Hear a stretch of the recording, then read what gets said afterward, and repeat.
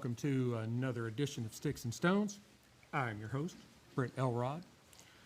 I think I have two offerings today that are just going to culminate in a stupendous pairing that you are not going to want to miss a moment of.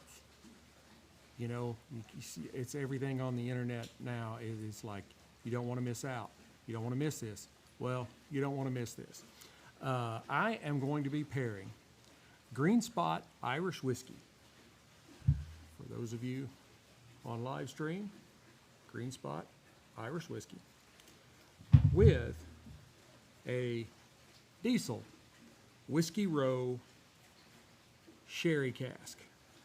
I believe there is a whole lot more to the title of that, like Rabbit Hole Sherry. But anyway, Whiskey Row Sherry Cask. That's going to be the stick for today. Now, Green Spot it kind of has its histories in Jameson's line, I guess you'd say. It goes back a century or more. But they're all kind of conglomerated together, and that includes another spirit that has been burning up the airwaves, and that is Redbreast. And I definitely am going to be getting some of that to pair soon. I've actually become a very large fan, I've lost a lot of weight, but I am a very large fan of Irish whiskeys. I just really like what they have going on. They're very smooth. They have a really nice sweetness to them, but they still do have, they are whiskey. It's not infused or anything like that, but there are just a lot of different palate profiles and even though these are the most popular whiskeys are pretty much from Jameson's hierarchy. Then you do also have Bushmills out there, which is, I don't know, I think they started distilling whiskey like right around the time Christ was born. They've been at it for, I don't know, 100,000 years or something. Anyway, sorry, lost my place. I'm running in a lot of different directions today. I think we will find, if we go through today, that the the Green Spot is going to have some nice apple notes, some vanilla, maybe a little toasted oak, and I think we're going to be getting from the Whiskey Row Sherry Cask some more fruits, probably not the typical cigar with a large amount of like leather and cedar and those kinds of things. And I think that the sherry cask aging that these leaves go through is going to definitely give a nice kind of fruity undertone to the cigar that's going to marry well with the spirit. So see, that's how I kind of do all these things. And most of that was not from my notes. I just kind of like put it all together as I was talking. I knew what I needed to say. And I think if you try these, you're going to sip on the Green Spot Irish Whiskey and puff on that Diesel Whiskey Row Sherry Cask cigar, and you are just going to find that there are some great smoky notes of sweet sherry finish and a little bit of leather and cedar, a lot of fruitiness, kind of some sweetness in there. It's really going to make a perfect harmony. Now, the Green Spot whiskey, it is a non-age statement, but part of the history of the spots are that the spots originally amounted to the age. So you had the green, which was like 10-year. You had the yellow, and I think there was another spot in there somewhere, maybe a red. Anyway, but the way it is done now on the Green Spot is it is a non-age statement whiskey. However, it is assumed to be somewhere in the 7 to 10 year range. So it is 40% alcohol by volume. it is aged in ex-bourbon and ex-sherry casks. So that should create a really nice tie-in to the Whiskey Row sherry cask cigar, which is one reason I kind of put these two together. The distillery is Middleton. Again, we know them from Jameson, Redbreast, all that fame. So let's go ahead, dive right on in. Glass, I like that sound. Glass us up some of this.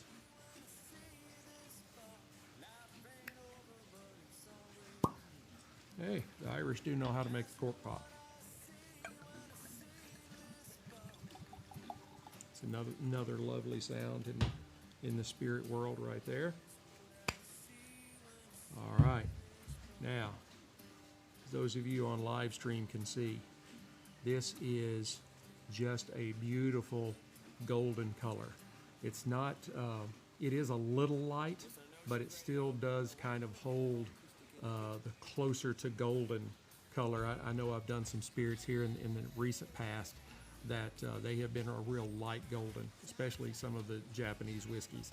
But this does hold just a little bit darker gold hint to it. So let's go ahead and nose it. Now, as I said earlier, this is 40% alcohol by volume, so 80 proof. So there's not a huge amount of like ethanol in the nose. There is a little bit of alcohol to it, but not like you would find in some higher proofs. This does really remind you of kind of the older versions of Jameson. It's got some deep, rich notes that kind of draw you in for more study. I pick up like some notes of hay and maybe honey.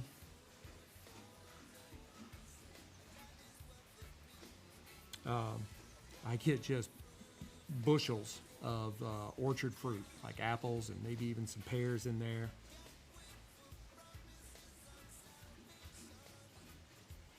And there is strawberries and cherries. There may be a sprinkling of nuts in there. And then you do pick up a little bit of the sherry from the sherry cask aging. And also maybe just kind of a hint of chocolate. As I said, there's a lot going on in the nose. I mean, this is pretty complex. Probably one of the most complex spirits I've ever nosed on. So I'll let you go where you will with that. On the palate,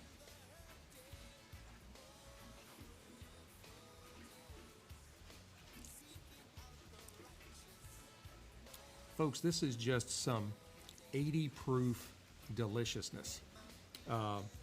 I get like lemons, a little bit of zing like that, just a little bit of tart on your tongue, like a moist cake, a conglomeration of like melons and cream. The ex-bourbon and sherry cask influences also bring in some cereal notes blended with some other like sweet notes, and that really does create a complex experience on your palate. There's no like real coating. It's very smooth and easy drinking, and it has a really great mouthfeel on it. It is just rich and chewy, and I think I forgot to show you the legs on it. It may just be a little thin. Not a lot though. I mean, it's got pretty decent legs to it. So, now the finish. Another drink.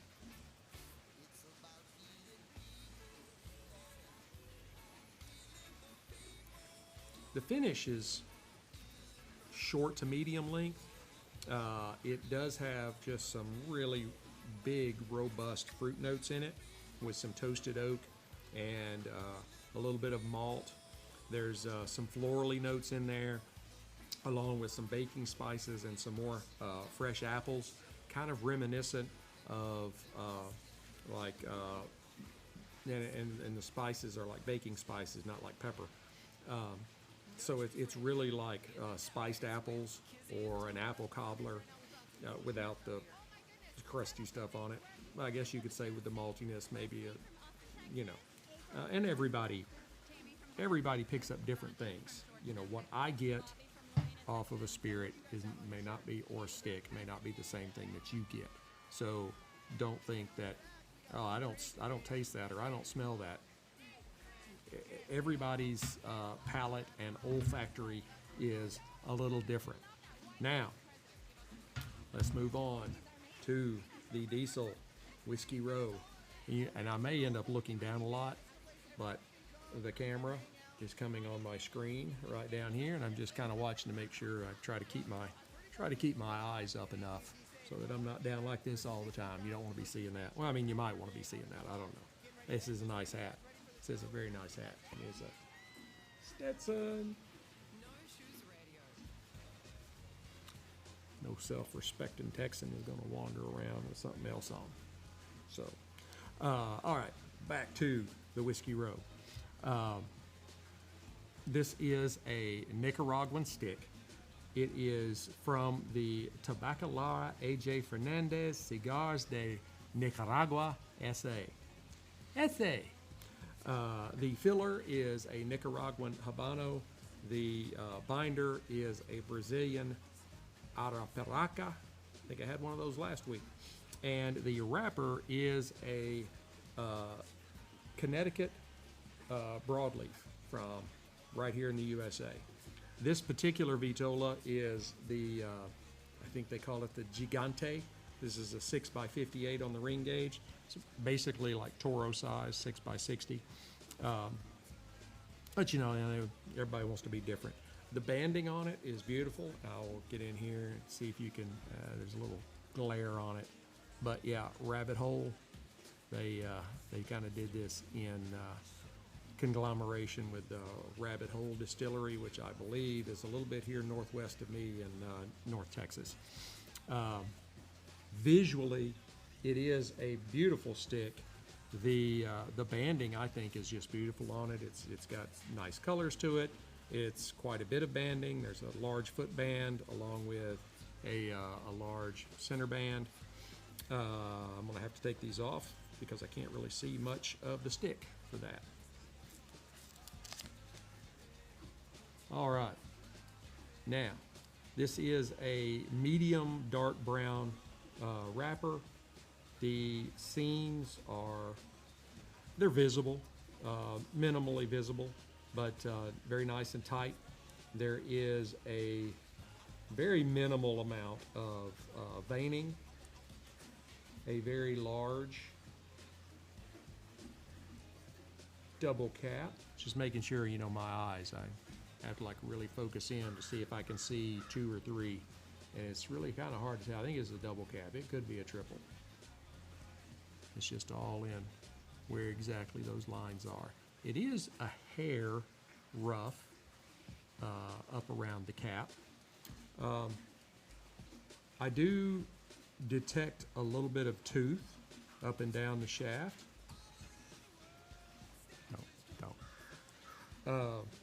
It does have a nice firm feel to it with just a little bit of give. Now on the nose.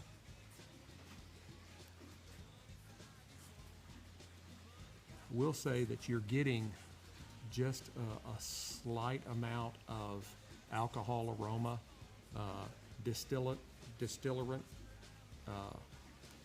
not rubbing alcohol, from the sherry cask aging, which also lends in a little bit of sweetness to it.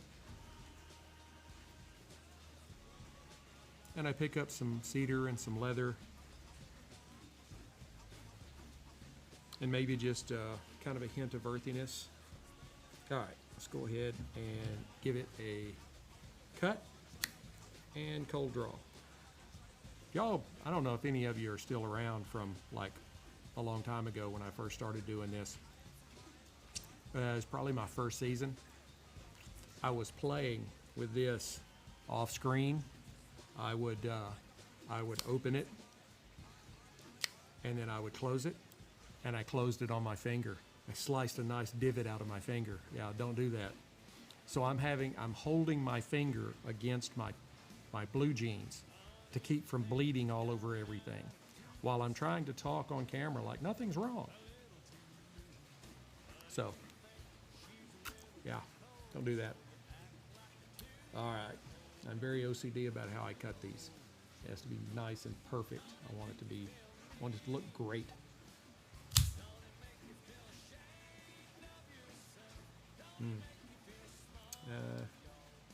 And that one wasn't exactly the way I wanted it. So we're gonna try to, there we go, that's better. It's not the best cut I've ever done, but it is pretty good. The first one was very narrow. So, all right, anyway, cold draw.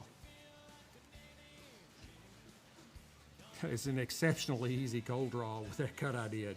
I don't know if it's the cut or if it's the cigar itself, but it's almost like drawing through a straw.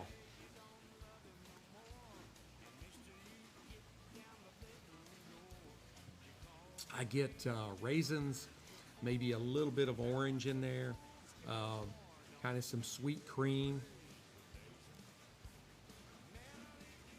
There is sherry in there, but it's not as forward as it was in the nose, but it's kind of more blended together with the other flavors as opposed to being that, you know, front forward. All right. Rocky Patel Envoy, 5 torch. Hey, if I believe you're gonna do it right. Pull that up where y'all can see it. As you can see, I'm holding that a pretty good distance away from the end of the cigar. I'm just kind of toasting it up.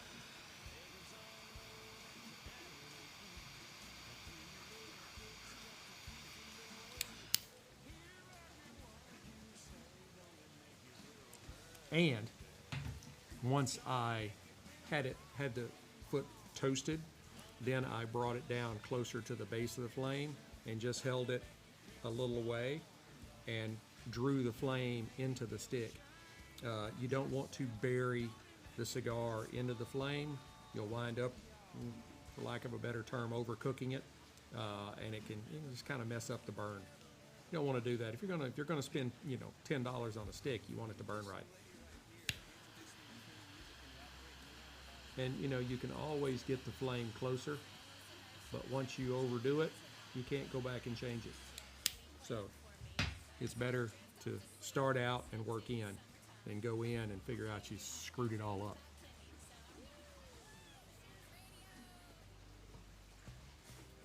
Trying to see how that's coming out on camera. And you should be able to tell there is a tremendous amount of smoke coming off of this stick. Howdy. I see the comment. I have no idea how I can reply to it. I actually have my soundboard sitting on top of my keyboard. So, got a lot of stuff going on out here.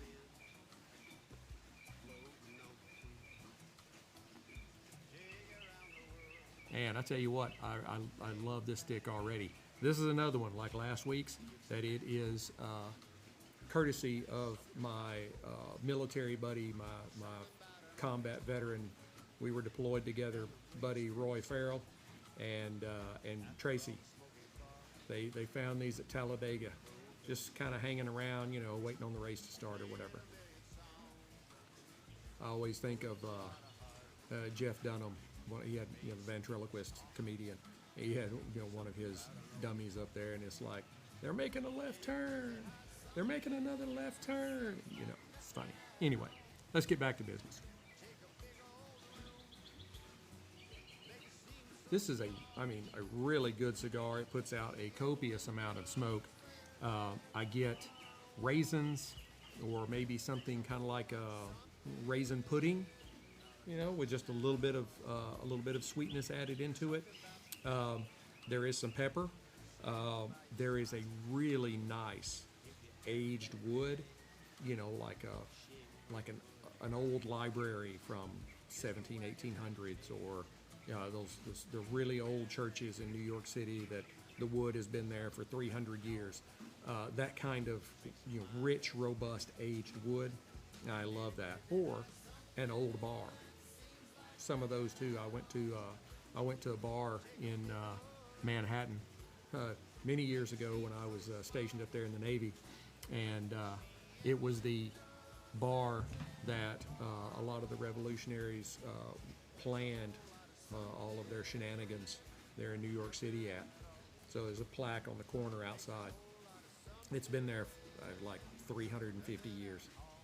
Like, that's a lot of beer or whiskey or whatever they drank back then. All right, let's try them together.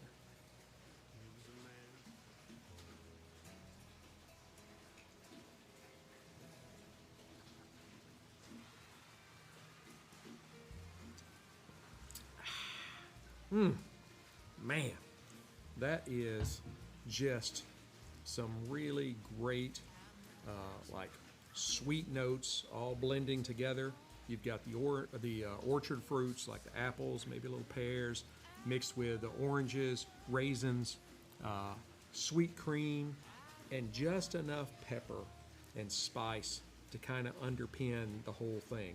I mean, it's really coming together as a great smoke, and we are that far in. We're like a dollar stack of quarters. So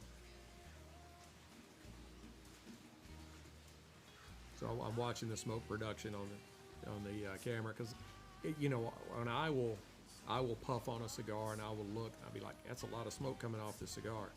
But then you look on the camera and not all of it shows up. It's kind of like those ghost hunting shows. You watch those and they'll be like, "Ooh," and you're like, "I didn't see nothing," but they saw it. So look at that. The smoke is still hanging in the glass. Man, that is awesome.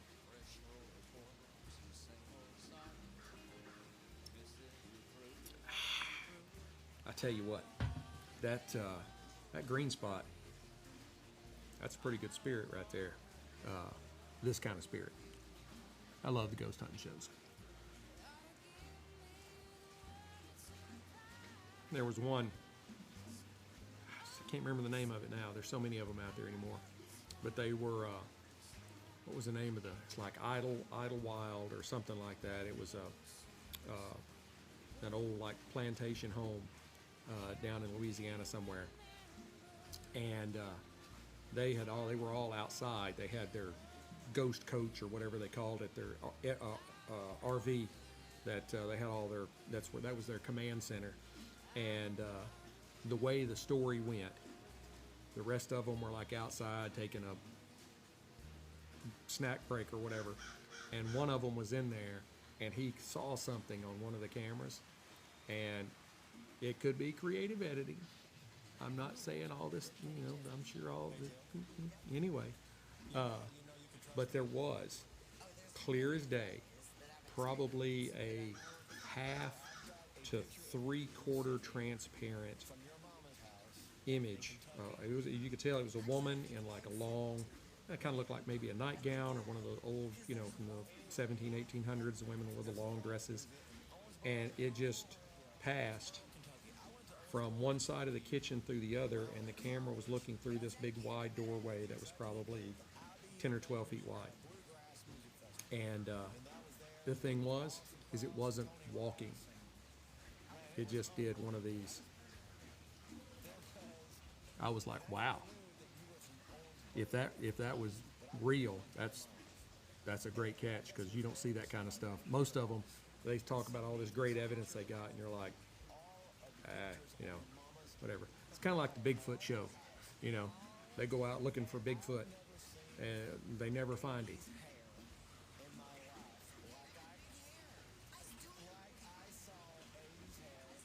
Maybe Bigfoot has Comcast or whatever, and he knows that they're out there, and he's like, no, I ain't going in that part of the woods this weekend.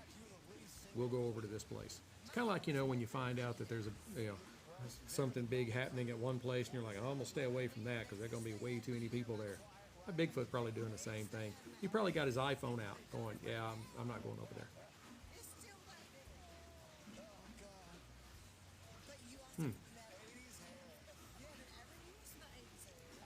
All right. Well, for those of you on the podcast part, the audio only, I'm going to put you all on pause while I go ahead and burn this down to the halfway mark. For those of you on live stream, just hold tight. Howdy, folks. I am back here at the half. As I was talking to the live stream folks, the spirit has, or I'm just getting all kinds of messed up. The stick has brought in some like molasses, maybe a little bit of vanilla, maybe even some slight notes of chocolate in there as well. It's still a really, really good match for this green spot. This is an excellent spirit. First time I've tried it. It is wonderful. It is fruity. It's sweet forward without being too sweet. And it retains just enough spice, you know, to keep you coming back. I am very pleased thus far with this pairing. And there has been some waviness. I had to touch up a little bit a time or two. Could have been the wonky cut that I gave it when I was trying to talk about how specific I wanted to be about my cuts, and then I screwed it up. But the cigar itself is really performing very well, and I love the palate. I love the smoke production. I love the draw on it. It is a short to medium finish, and probably on the shorter side. Same with the spirit. It doesn't hang in very long, but it just keeps you coming back for more. So I am going to go ahead and burn this down the rest of the way, and I will come back and give you my final thoughts. Howdy, folks. I am back. This was a really, really enjoyable experience. I loved the Green Spot Irish whiskey with its fruitiness and its gentle, or its sweet, gentle profile. It blended very well with the diesel sherry cask. In the last half, you know, right around the halfway mark, I thought I had a little bit of chocolate coming in there too. Well, it fell away, and it got a little more robust with some earthiness and some notes of cedar and oak kind of moving forward. I would give the Green Spot a 94 Whiskey Stones. I really thought it was that good out of 100 Whiskey Stones. I was very impressed with it. I would give the stick. I'd give the stick 88 out of 100. It is a really good cigar, and it is definitely worth the smoke. They paired very well together, and I think you could probably pair these with other matchings very easily. And this was an excellent afternoon, an excellent way to spend an afternoon, because I am now just about as ready as I could be, I guess, for starting the new week. You know what I mean? You know what I'm saying? No regrets, right? All right. I hope you have enjoyed this episode as much as I have enjoyed bringing it to you. Please let me know your thoughts, what you think about this episode or the show in general. Leave me comments. Please hit the like, subscribe, share buttons. That way you not only know when I drop new content, but you're spreading the word amongst all your friends. That's how we grow. That is the easiest way for us to grow. And I love growth. I'll just leave that right there. I've got some great pairings, matchups coming up. If you happen to have a stick or a spirit or a pairing that you would like to see, reach out to me on any of the social medias, comment on this episode, whatever you'd like. You can pretty much find me anywhere. I am on Amazon, including the shopping site. You can actually search for the show, Sticks-n-Stonez, Stonez, in the search bar of the Amazon shopping app, and you will find the show. And it is free. You don't even have to pay for it. Isn't that awesome? So you can see, all the different, you can listen to all the different episodes on your Amazon Music platform. Couldn't think of the word there. Speaking of platforms, I am on Pandora, Spotify, Apple, Podbean, Spreaker, YouTube, and wherever you happen to be watching and or listening today. So be sure to tune in. I'm usually doing this every Sunday afternoon. The time may kind of vary depending on what's going on, but I always try to make time for you folks. Be sure to go to our website, Sticks-n-Stonez.com, all one word, all small letters, STICKSNSTONEZ.com. There you can find on the front page, you can find links to a bunch of our affiliates. Keeper's Heart Whiskey, love those folks. Total Wine, Cigars International, Carhartt, Fanatics. I have all kinds of affiliates that I am. What's the word? Cropping. Guess that's it. And